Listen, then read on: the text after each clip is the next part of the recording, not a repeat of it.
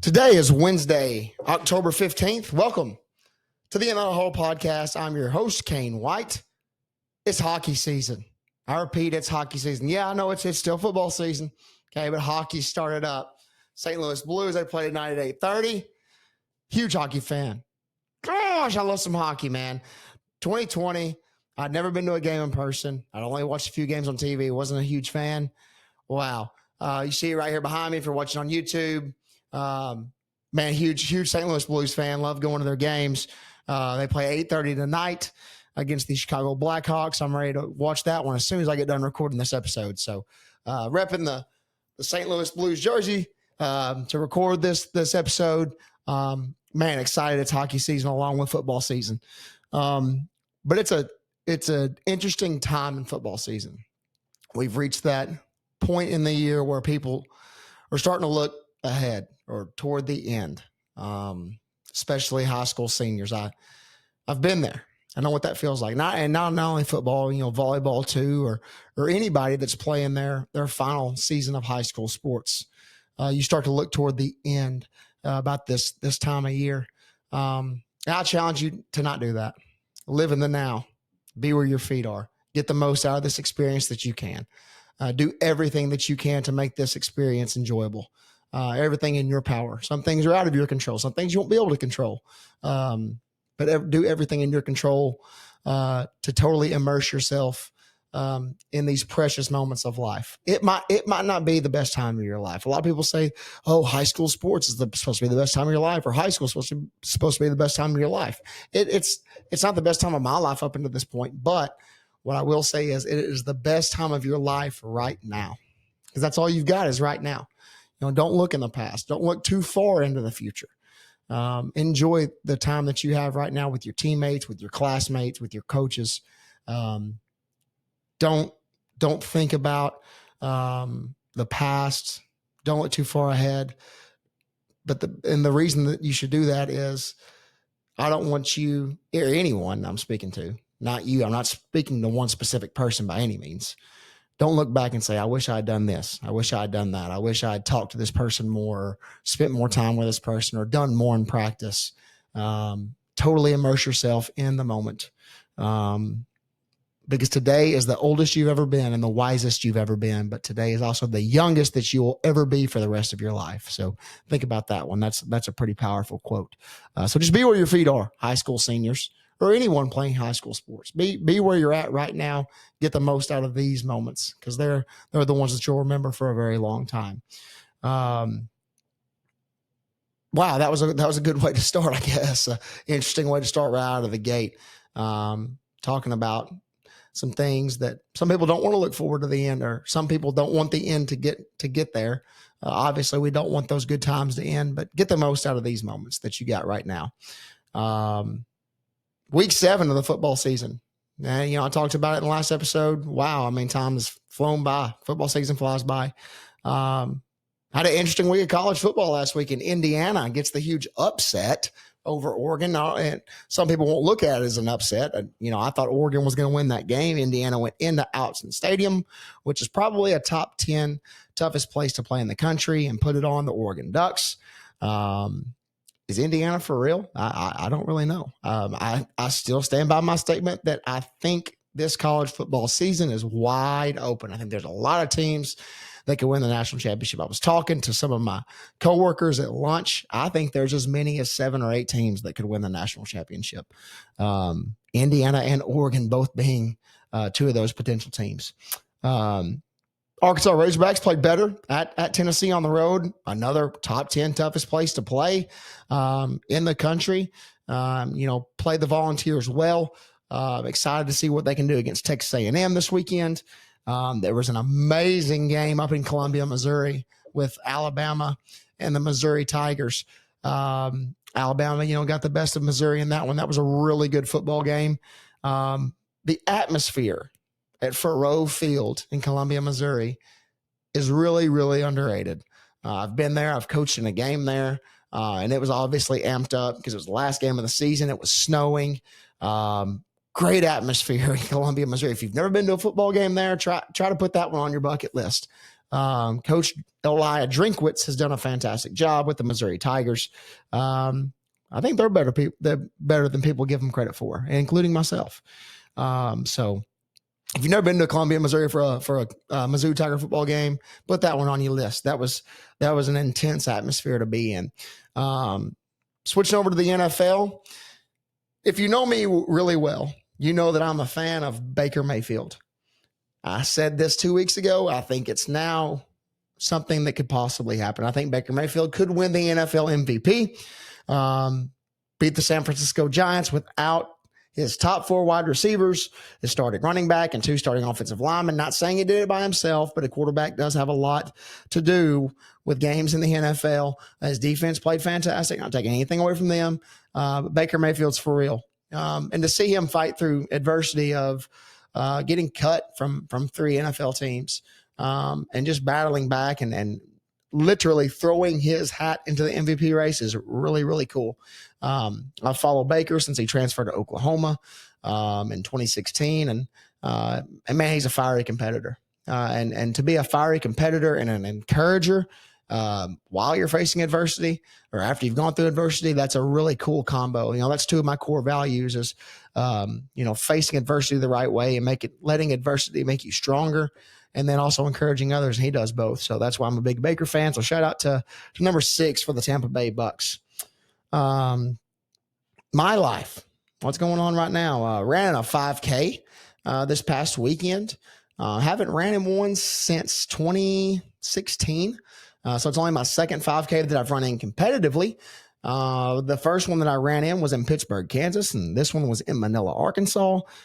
Around 80 runners at that one. Finished 6th overall. I was very proud of myself on that. Didn't really expect that. 25 minutes, 26 seconds. So I reached my goal of going under 26 minutes. Second in the age division. Second in any runner over 18 years old. So that was pretty cool. I'm not trying to toot my own horn or anything, but I'm proud of myself on that one. So running in the St. Jude 5K in December in Memphis, Tennessee. That's obviously for a fantastic cause, the St. Jude Children's Hospital in Memphis. They do so much for children all over the world. And so to be able to support that cause by running in their 5K, I'm excited about that. They also have a 10K, a half marathon, and a full marathon that day. The half marathon and the full marathon was sold out. They only have a certain amount of spots, people that can run in that. And so I was getting ready to train for a little half marathon there and run in it, but it was sold out. So going to do the 5K again. Going to try to go in under 25 minutes this time, which I think is very doable. Hopefully I can. And next year I'll hit the old St. Jude half marathon up. So excited about those things. I was a huge runner when I was around 19, 20 years old. Kind of got out of that. I'm getting back into running, really enjoying it. So 2 days away from 75 hard being over. If you're a long time listener, I would say long time. This thing's only been going for about 3 months, but if you've listened before, you know that I'm doing the 75 hard fitness and mental toughness challenge. 2 days left. I'm done on Friday. Extremely excited for it to be over, but also in the same breath, kind of sad. It's something that I've grown to look forward to, accomplishing those 6 tasks every day. Down from 252 pounds on July 28th, weighed 221 after practice today. Was wanting to get under 220, but that's obviously that's quite all right. Maybe I will in the next 2 days. Who knows? I've ran somewhere close to 72 miles that I've logged on my watch. I've walked around 85 miles. Walking does count as one of the workouts, so I've walked for fitness. And also I've done that all the while coaching in 3 football practices a day. So I don't have the exact numbers on how many practices I actually participated in, but man, this has been a fantastic journey. The 75 hard challenge. I think it's a challenge everybody should try at least once. My mental clarity is as clear as ever. I feel much more stronger in my faith. I feel physically fit. I look in the mirror and I'm proud of what I've done. I feel fantastic. I've learned so much through my readings. Green Lights by Matthew McConaughey, Make Your Bed. Another fantastic book by a former Navy SEAL. And then Inner Excellence by Jim Murphy, who was a former professional baseball player. That was a tough read, but learned a lot from it. So I challenge you to do that at least once in your life. I'm going to do it every year.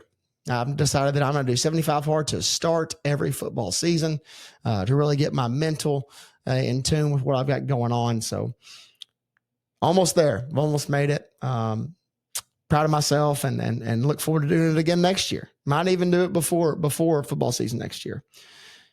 If you're watching on YouTube, you'll see behind me, I've got a little new piece of art hanging on the In the Huddle banner. My good friend Dusty Cagle provided me this banner that I love so much and excited that's brought some life to my background. And Dusty came over to the house last Sunday while I was game planning, and he dropped me off a little care package and asked me to be the best man in his wedding. So thank you, Dusty. I'm truly honored to be your best man. I look forward to it. Looking forward to your bachelor trip. We're going to the Daytona 500 in February. You and Micah means so much to me. Thank you for everything you've done in my life, and I can't wait to celebrate you all at your wedding. So, man, honored to be your best man. Ready to hit the Daytona 500, and can't wait to see the beautiful life that you and Micah will build together. But enough on my life and my opinions that you may agree with, may disagree with. It doesn't really matter. I'm just talking. A little football, a little hockey, a little bit about 75 hard. But the most important part of the episode, moving on to today's guests. One of the most humble, down-to-earth, and funniest humans I have ever met. I pride myself in knowing a lot of people. I love meeting new people, but this is truly maybe the funniest individual that I've ever met. He's also the most talented artist I've ever met. I do not have an artistic bone in my body. This guy could paint this wall and make it look sick. I met this man through my good buddy, Jordan Blasco.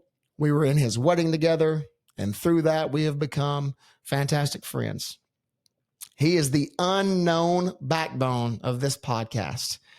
The graphics that you see on Facebook and Instagram, inspiration, ideas, some of the things that I do in this podcast came from inspiration from this man. He is the captain of Clay County, Piggott, Arkansas's own Cody Batman Crittenden.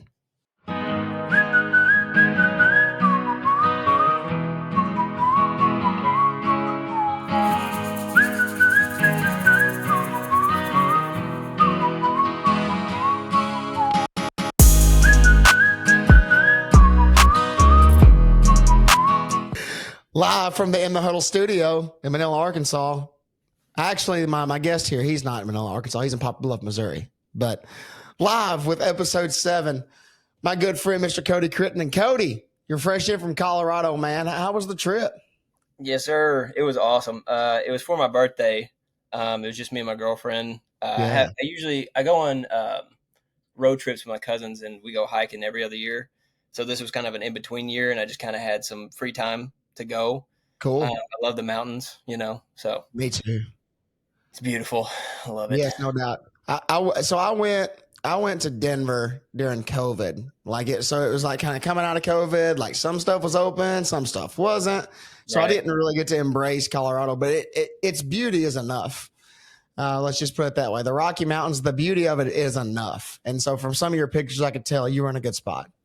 Yeah, dude. We stayed in Breckenridge, actually, and that's the first time I've ever been there.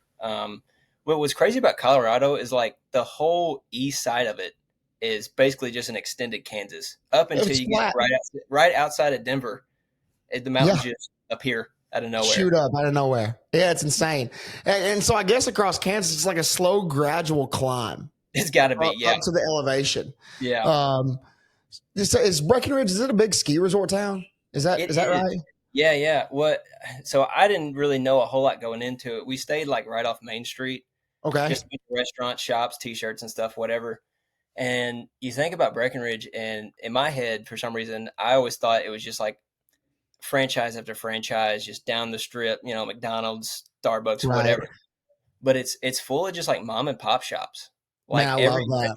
we went to, we talk to like the manager or hostess, whatever, and it's just like some food from scratch. You look at the menu, it's just like, I don't know, simple items, but everything tastes incredible. That's awesome. I love places like that. That's got that, I guess, that old America feel. Yeah, You know, that's what I look for in places, because and now those places are rare, sadly. 100%. Um, Yeah. but that's really cool. I was in Boulder when I went out there, and Boulder is absolutely beautiful. I don't know how, like, where that is in relation to Breckenridge. So Um, it's like in between Denver and Breckenridge. It's like right there, gotcha, kind of where the mountains start, really. gotcha. Yeah, I we would drove I through would there. never I would never go snow skiing because I'd probably break every bone in my body. But Yeah. I assume you did not ski. Yeah, no, not in October. No, they don't have a lot of snow. That's fair. That's fair. It's 92 degrees here, Yeah. and we're talking about snow skiing. Yeah, it was like That's high at good. 80, which, the peaks, there's still some like glaciers and stuff up there from the last snow or whatever. But yeah, there's not a lot of skiing going on. It's kind of an in between season in October. So it was a Gotcha. weird time to take a trip, but it's for my birthday and I had to do something. But Absolutely. there's just so much construction going on right now throughout there. It's mostly just like going to see hikes, and dude, the trees, the aspens out there, they're just bright yellow. Like they look like they're on fire or like glowing in the dark. It's crazy. That's incredible. I love some fall foliage. So Hmm. for those you don't know, Cody's freelance artist, kind of an independent artist, does his own thing, and so you go on this trip in the middle of October to Colorado. You kind of pack up and go. You obviously make your own schedule. So what does that look like on a week to week basis or a month to month basis on making your own schedule? Dude, so I've been painting murals for like 8 years at this point, a little over 8 years Right, now. And I just went full time freelance last November, so it's almost been a year of me doing this full time. When I was working the full time job, it would be, I wake up 7 o'clock, work from 8 to 4, and right, immediately drive to a work site, work for 4 hours until dark until the paint stopped drying, right, and go home, go to bed, repeat until the mural was finished. Now it's like, I mean, man, I have so much freedom. Like, right, and I paint, I mean, not to toot my own horn, but I can paint a big wall pretty fast. So, right, like, most murals I can finish within 3 to 14 days, probably, depending on how big it is, how much right. detail. You got to worry about the weather and stuff too. But yeah, usually what I've kind of learned is, especially the past few months, this summer really, I kind of burnt myself out a little bit. I had too many projects lined up back to back to back, and it just kind of like, man, I'm not enjoying this right now because I'm working 10 to 13 hours a day. Hmm. So really getting myself on a better schedule, and just trying to figure out different ways where it's like, all right, I have 2 murals scheduled for the month of October. And then if I get anything after this, I'll just add it to the next month and try to, or instead of like trying to put it in between those two or Right. right after, you know what I mean? So For sure. For sure. give me a couple of time or a couple of days to like come down from those murals and like settle back in. That way I'm ready to go to work again, like any other regular schedule. Honestly, that's kind of what I'm trying to go for. That's fair, absolutely. Yeah. And being that you're doing something you're so passionate about, you want to work, you want to paint Yeah. every mural, and so Love it's really beautiful and important that you've found out a way to structure your time where you're not overworking yourself. it. Yeah. Yeah. And I remember when you first went freelance last year, and you talked about how much freedom you had and how freeing it was to step back from your 9 to 5, if you will, and do your own thing. And so, man, that's not a lot of people have the guts to do that. And so, I've never told you this, but tip of the hat to you for doing that, for going out on a limb, wanting to do your own thing, man. That's fantastic. That's what life's about, man. Doing what we want to do to make us happy. Absolutely. Thanks, buddy. No, I Yeah, appreciate that. But that's kind of why I've been pushing you so much and helping you out as much as I can with this thing. Cause like, dude, for real, I listen to 3 to 6 hours a day of podcasts. I mean, the professionals, top of the top, all the comedians, and like listening to your podcast, it's, you're like way above starter level. You know what I mean? appreciate Like that. you have a Appreciate that. lot of natural talent in talking to people and keeping conversation going. for Man, real. thank you. That means a lot. And I talked about this in the intro, which obviously you will not hear until you listen to this, but Mhm. um, you are the unknown backbone of this operation. You're not here, but I feel like we talk every 2 or 3 days about the podcast and you give me Yeah, inspiration, ideas. I shouted it out in the intro. You do the graphics for me when I was doing them on my own and they looked all janky. You yeah. brought that new life. And I so couldn't let that keep going, dude. thank you for everything you do, man. Yeah, Heck, I think we've had about a 5 week run where every Sunday we talk. I yeah, guess, and we bounce ideas off each other. And man, you've given me so many good ones, and so thank you. I guess you're the first person that I've interviewed on this podcast that's really supplemental. I did my brother, yeah, for sure. earlier, and I talked about how he's helped me with the equipment and things like that. But Right. man, you're a supplemental part of this, and so I appreciate it, dude. Yeah, absolutely. I'm hoping this thing blows up out of proportion, man. I'm hoping Man, we that would can. be great if In the Huddle went to the moon. Yeah, rockets, It, brother. yeah, we would be the first people on the moon. Just kidding, just Yeah, kidding. That's first not podcast on the Can we do the first podcast on the moon? Is this where this is going now? moon. That'd be unreal, man. Yeah, I'm excited to see where it goes. I mean, you've probably heard this 14 times, and I've said it every episode. I don't care if I've got 2 listeners or 2 million. I'm going Right. to do it because it makes me happy. I look forward to it. It's now turned into a hobby. The first couple episodes, it was work. But now it's a hobby. I can, Right. buzz in from football practice, take a shower, and I'm ready to roll. So, yeah, it's a lot of fun. So, but back to you, man. Why art? I've never asked you this. Why did you get into art? How did you get into art? Did you finger paint when you were 4 years old and you figured it out? How did that happen? Yeah, I painted the Mona Lisa on my ceiling when I was 3.5. No, dude, my mom was always really good at art. She used to draw. She actually painted my baby room with Winnie the Pooh all the way around, and it looked like a sticker. Like, it was incredible. Wow. My dad did construction his whole life, and like the houses he built were to perfection, every single one of them. You can still walk in today and they look pristine. It's incredible. Okay. So growing up, I had my parents. They were pretty talented themselves, so like I was just kind of doodling on paper. Anytime we were listening to a teacher, I was drawing on our papers always. Fair. And like even in art class, we'd be sitting there drawing on the assignment or whatever, and I'd look up and there'd be like 2 or 3 people behind me just like watching. I'm like, what are you doing? It was so weird. And it wasn't until high school that I really started taking it more serious, when I moved from Poplar Bluff to Piggott High School. Right. My old football coach, which I've told this story so many times, but my old football coach, Coach Harrell, he asked me to design the decal for like our football helmets Okay. junior year. So like I did that. I did it in like 15 minutes. And he's like, all right, this is awesome. I did it on a little sticky note. I wish I had it with me. It's at the house, but I had You the still sticky have note. that sticky note? Yeah. He like made me a whole plaque. It was awesome. Yeah. I had the sticky Oh, that's note, awesome, dude. original drawing. But yeah, I did that in like 15 minutes. And like, I was like, man, this was so easy for me to do. And then my art teacher came up and told me, she's like, you could make a career out of that in graphic design. Graphic what? Like, I had no idea what she was talking about. What you So talking I about, went Willis? home.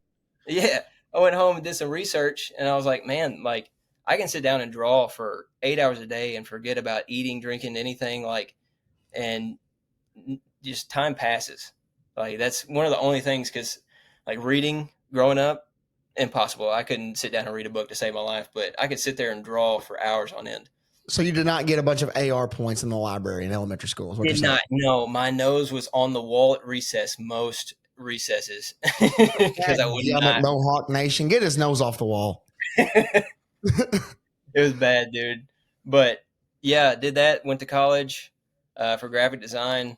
I'm just gonna go through the whole story, I guess. But As you should. As you should. This is getting yeah, in the huddle with Cody Critt, baby. the Huddle will go to Crit. No, I went to college for graphic design, and then I guess my sophomore year, my football coach again came to me and wanted me to paint a mural on our old block house. Which, if you've ever been to Piggott High School, it's a big old block building right next to, or right outside the football stadium. Oh, They yeah. painted it all black, and then needed something on the outside of it. And I mean, it's huge. If you've ever seen it, it's massive. I Absolutely. painted the full front of the wall, and then I painted the full back, like L-shaped version or back of the wall. It took me an entire month. I was out there till 2 o'clock in the morning working on this thing, trying to figure out what I was doing. I charged him like $600, and after I got finished with it, he said, "Next time, charge more." And I was like, "Okay, maybe we have something here." Right. And that's Yeah, still there to this day. yeah, yeah. No, it needs some touching up. They didn't. I didn't use the best paint at the time because I didn't really know what I was doing. It's fair. But it's still holding up 8 years later, even with not the correct paint. So pretty cool. No doubt. No doubt, man. That's a really cool story. I didn't know that, man. That the Yeah, sticky note, man, that I still keep thinking about that's really yeah. special. That's Oh, awesome. it is. Yeah, And so you played football at Piggott too, correct? yeah, yeah, yeah. So what was it like drawing a decal and then wearing a helmet with your decal on it? I mean, that had to be pretty cool, right? Oh, dude, without a doubt. Like that's what sparked the whole like wanting to be in graphic design because you just look around at everything that you've created and then nobody knows that you've done it. You know what I mean? Right. Like I have murals all over the place. I have billboards in Jonesboro, murals in Memphis, Little Rock, like, and people can go up and read the name if they want to and look me up. But at the end of the day, they're just like, oh, that's a cool piece of art, but they have no idea who did it. Um, oh, Mr. Kane White is gone, and he's back. Yeah, I think. That's a first, man. Uh We're back recording. So oh. I assume the first part of it uploaded. And okay. Well, I just had an internet outage here at the house. And so hopefully that the first part of that conversation recorded, and if it didn't, then we'll go back and do it. But onward, Mr. Crit. What we was talking about you got billboards all over Jonesboro, Little Rock, murals in Yeah. Memphis. So onward with what you were saying Yeah. there.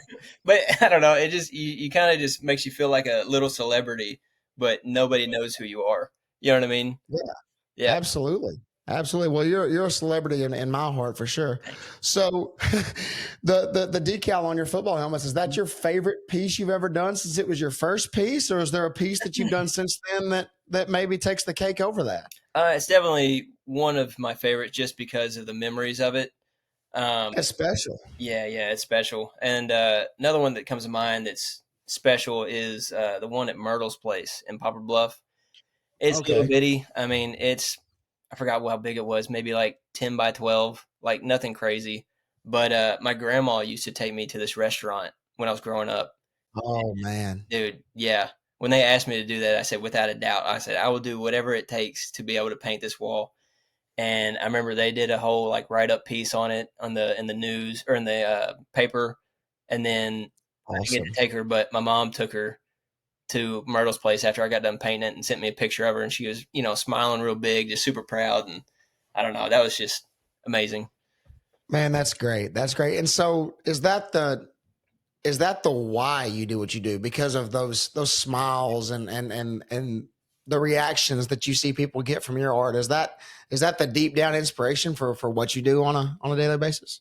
Yeah, I think that definitely has a part of it for sure. I mean, Okay. how could you not appreciate lighting somebody's face up after seeing a piece? Yeah. I recently did a car hood for a guy here in Poplar Bluff, and it was a old tobacco logo, like the Redmond's tobacco Indian on this Yeah. car Yeah. hood, real vintage look. But my girlfriend actually got a video of his reaction, and dude, he was so giddy. It looked like he was like thrown back to his childhood. He was so happy to see this thing, Oh, that's like awesome. laughing and smiling ear to ear. And it's just those things definitely remind you of like why you do it for these people always. That and another reason I've kind of turned this into a job is, like I said earlier, is because I can sit down and do this for 8 hours a day, and I do like making money out of it. Which Of for a course. lot of people that I went to college with, it seemed more that it was a hobby that they like to do rather than trying to create a career out of it. You know what I mean? That's fair. Yeah, no doubt. Well, there's nothing wrong with that. Everybody needs hobbies, but it's definitely once you want to make a career out of it, there's a lot more that comes with it underneath it than just the art. You're jumping in the pool fully clothed into this thing. You weren't Yeah. going to dip your toe in the water first. You were immersed in it from the start. Yeah. That's awesome, man. I feel the same about my career. Like there was no question. I'm not going to go volunteer coach as a hobby or coach a little league team on the weekends, which there's nothing wrong with that. No, Nothing wrong with that at all. But we need those people. I knew that, man, I'm going full bore into this. So, we're kind of on the same wavelength on that one. for sure. So that's awesome, man. So the hat that you're wearing, the Coyote Apparel Company, which is, and we did not have this plan, by the way. Everybody knows that I do my question of the day. I pull literal questions out of the hat.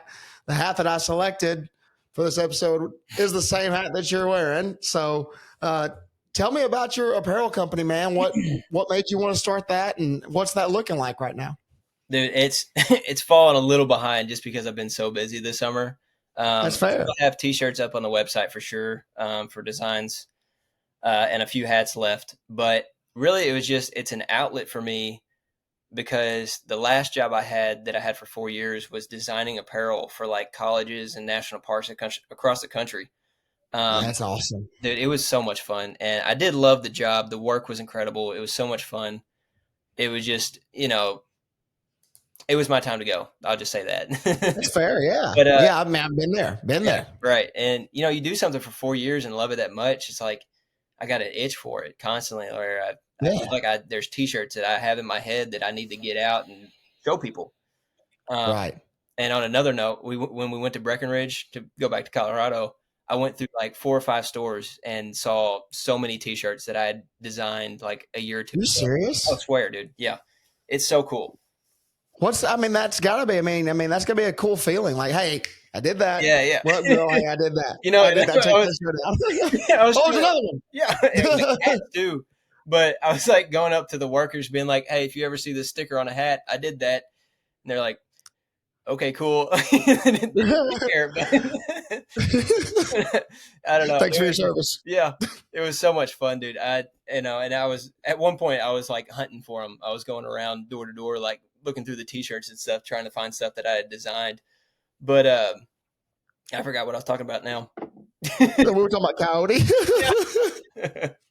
We're gonna all right, so get ready. We're gonna do a Cody Crit Easter egg hunt in Breckenridge, Colorado. Who can find the most Cody Crit design pieces?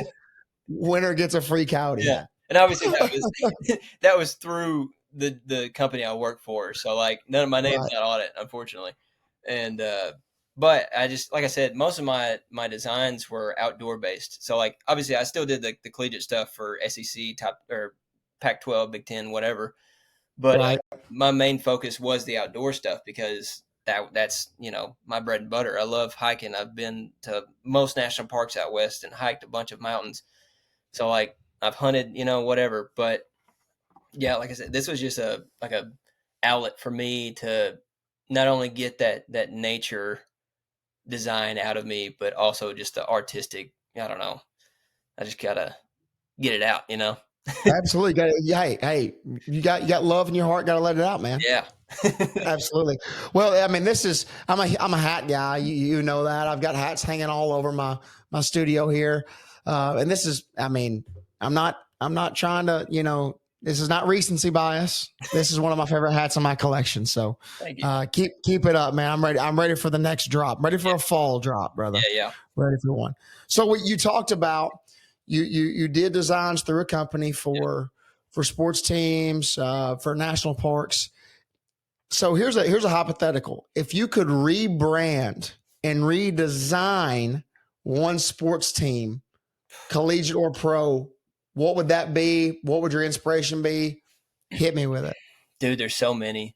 Honestly, college does it so much better because they're able to send their license, or they're able to give their licenses out a lot more freely than the NFL. Right. You try to get a license through the NFL, it's like 6 figures a year. Oh, it's crazy. Be able to just like make apparel for them. It's kind of ridiculous. So they don't allow themselves to have as much fun as collegiate teams. Obviously, that's fair. More partial to like vintage designs.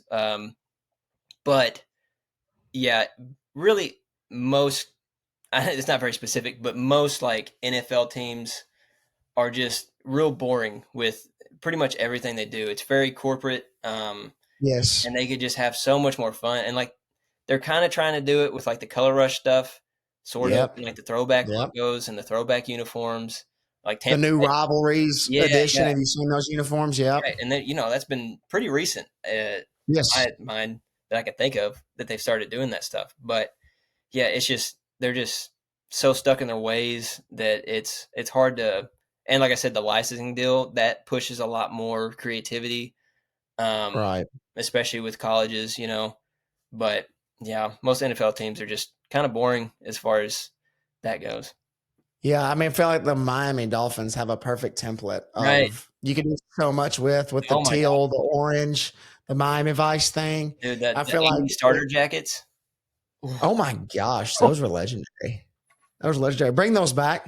Let's get those back on the field Bring them ASAP. back.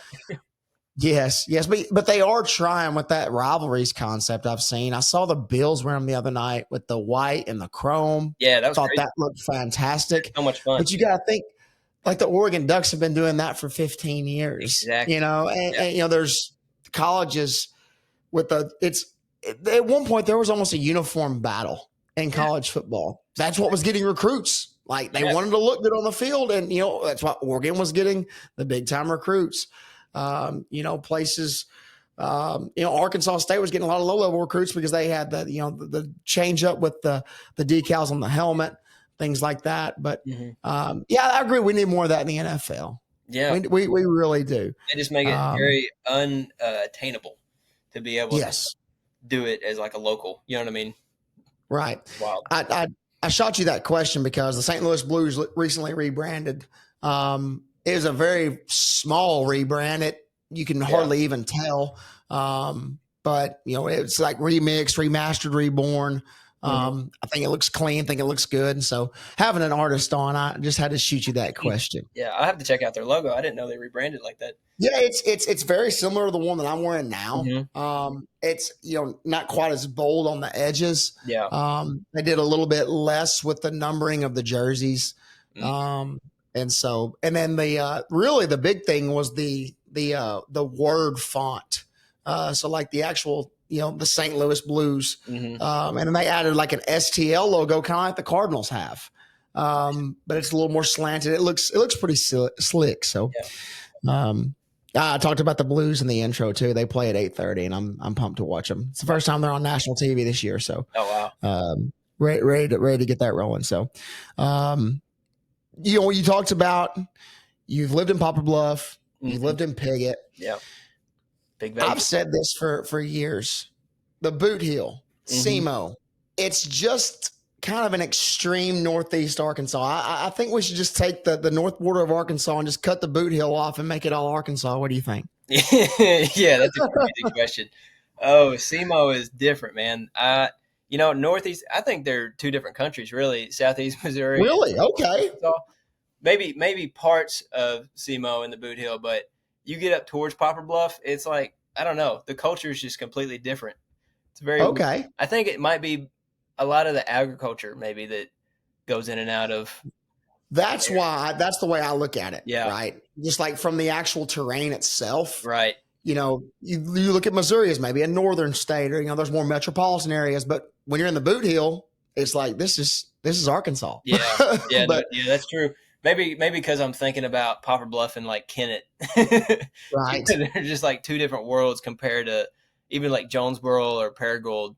You know what I mean? Right. Just everything. Two places near and dear to my heart, Poplar Bluff and Kennett. Yeah. Worked on race cars in Brosley, Poplar Bluff area there for a while, and our good buddy BJ's from Kennett. Shout out And BJ Austin. yes, he's in Austin, man. Going to see him in November, going to the Texas Arkansas game down there. So That's gonna be sweet. Pumped for that one. Yeah. Cody, man, I appreciate your time. I've enjoyed this. I talked about it in the opener, man. You're one of the funniest and most humble people I've ever met, and that's the truth. A rare combo. It's rare to find someone that's so funny and then also humble at the same time. And you're so unserious, but you're also serious and down to earth. And so, man, you got a great heart, and I appreciate you taking time to do this. But before I get you off here, man, I'd love to do the question of the day with you while you're right here. I got the Coyote hat. Um, a lot of these are coaching related, Yeah. so it might not pertain to you, Hey, but I mean, you could give me your opinion on what you would do if you were a coach. I'll let you know. So, hey, let's hammer down on it. So, episode 7, question of the day segment presented by Coyote Apparel Company. Right there, Cody Crittenden. There he is. Man, done so much for me, and is going to do more for me in the future. I know it because that's how good of a guy he is. Let's get this thing rolling. We're only gonna hit 2 questions of the day today. Trey Gossett, oh my goodness, of Piggott, Arkansas, What a guy. asked me this question, and this one you'll be able to answer this one. What's my best memory from my playing days in high school? I haven't really spoke on this much. I was a below average high school athlete. I was not the best football player or basketball player. I was decent on the baseball field, 2-time all conference, humble brag. But man, I think my favorite memory, our senior night, we're playing Cave City for the 5 seed in our conference, and they're up by 12. They're driving. They're on the 4-yard line. I had 0 tackles in the game. I played middle linebacker. I was not playing good. To have 0 tackles as a middle linebacker is not a good thing. And 2 minutes left in the game. I get lucky. I bite the ball, if you will. Just went to make a tackle, forced a fumble. My buddy Grayson Dye picks it up and runs it for 6 to keep that game close. We did not get the onside kick, ended up losing, and that kind of ended my football career. Just short of making the playoffs. But that was cool because it gave us a chance. That's probably my favorite memory. Don't have a lot of them. Only scored 2 touchdowns in my entire career. I think my little brother scored 4.5 one time, so he's got me beat. But what about you? And what all sports did you play in high school? Yeah, I pretty much played everything that they offered. I played baseball most of my life, but it was really just because it was a sport in between football season that I could go. Okay. And I'm not trying to toot my horn again, but I was decent. It's not like the hardest sport Right. ever. You just stand in front of a ball, catch it, and throw it to somebody. Absolutely. Obviously, catch in the backyard. Yeah, and hitting's a little different once you get into the higher leagues. But yeah, it was so boring to me. I think I had some ADHD as a kid because I'd sit there in the dugout like I gotta go run. But yeah, I played some foul poles in between innings. Go Crit. Now I ran track. I played a lot of golf when I was at Poplar Bluff. That was a lot of fun. Still. By the way, this man is a golf stud. This man is an absolute stud. Okay, I gotta stop you right there before you go on. I want you to tell this story from your point of view. We're in Manila. You're painting a mural. There's some rain coming in. You were staying with me that night, and we decided to go play some golf. And we were playing pretty good, but on the 9th hole, tell the people what you saw from the in the huddle host here. Yeah, 9th hole at 9, buddy. We're on the last hole. And the rain had just started to slow down. We had a good drive right up to the water on the 9th hole. If you've ever been to Manila, Yep. I think it was your drive. It was a great shot. I was just trying to swing for the fences and lost my ball. Well, Kane, I think he was a little wet from the rain and grabbed his favorite club, his pitching wedge. Well, Love it. Sat there. It was quiet. He swings his club and hits the ball. The club slips out of his hand and goes straight into the center of the pond. We sat there and looked at it for a solid 2 minutes. No words came out of anybody's mouth. Well, should I get it? And obviously, I was trying to convince Kane to jump in the pond because that's hilarious. And I think we eventually got him to jump in the pond. And there's videos on my phone of Kane walking through this pond up to his chest, trying to feel for his pitching wedge. Gone forever. Yeah. I always remember that. And the saddest part about it, it was a pretty good shot too. It was. Not only did I make contact, I mean, it came off the club good. And I remember I took a towel out there and I was wiping my hands and my grip before every shot. Yeah. And I think I forgot on that shot, and there she went into the wild blue yonder forever. Yeah. So you talk about you played golf in high school. You played all the sports. Yeah. Go ahead and finish up with your favorite memory there. Favorite memory, man. We led with their head a lot in football. I do remember that. So I don't remember a lot of football games, but I do remember it was really cool memory. We were playing against Rector, and we were winning, so it wasn't huge rivalry, right? Huge rivalry, but we were winning, and they were half decent that year. But I remember I was getting lead blocked by my cousin Landon. He had pushed a guy off. I bounced off the back of him, and I was spinning around. And as I was spinning in my head, I'm like, I'm about to get pile drived in the dirt. But I turned around, and there was no one there. It was like a 5-yard run, but it was a touchdown. And I looked into the crowd and saw my dad just like freaking out, jumping up and down, and like high-fiving everybody. And that's awesome. Yeah, it was just one of those memories you'll never forget. Absolutely, that's good stuff. Yeah. And as the spin, you're like, okay, my career is about to be over. Someone's going to come from the backside and hit me in the chin, and then you're in the end zone. That's a good one. And then seeing pops, and I should have mentioned this more in my answering of this question. My dad being right there on the sidelines with me for my career, coaching me up. That was really special, especially my junior and senior year. Man, he was not only one of my coaches, he's one of my biggest fans. And when I was down on myself, because I struggled a lot. And once again, not the best football player. Man, he would always celebrate the little things I did. Yeah. And so shout out to Greg G Money White there, man. He's a stud. So final question of the day before we wrap this thing up, man. Let's see what we got here. And man, keep firing these in, listeners. By the way, I love seeing these questions. This is incredible. This is another Trey Gossett question. Wow. That's two. So Trey Gossett from Piggott, Arkansas. You from Piggott, Arkansas. Yeah. My first person I've ever had from Piggott on this podcast, and we get 2 Piggott question of the days. This is kind of similar to the last question, but your favorite childhood memory. Man, there's so many. I mean, it's so hard to nail one down. I mean, that's such a broad question. It's a great question, Trey. But I think I'll just talk about my first childhood memory that was cool. I remember I'm 5 years old. It's a mid-August day. It's super hot. I'm out on the golf course with my dad and a couple of his buddies. And someone calls one of my dad's buddies acting like they're Gene Simmons. And 5-year-old Kane White's a huge Kiss fan. Like, I love Detroit Rock City. Huge Kiss fan. Somebody's acting like they're Gene Simmons, saying that they've got tickets for Kane for the show tonight in Memphis. And I just go ballistic, freak out. And so this is how freaking bad to the bone my parents are, and how much they culture me in a great way. At 5 years old, they took me to my first concert at the Memphis Pyramid, and it was Kiss. So that was awesome. Seeing them live. I think I was scared to death because of some of the faces Gene Simmons was making on the screen. It terrified me, but I had a good time nonetheless. So that's a great one. And there's so many more. Me and my little brother talked about it when he was on, but I don't think I've ever talked about that. So 5 years old, Kiss concert. That might not be on many people's bingo card. Yeah, no, that's awesome. Kiss concert. Yes. At 5.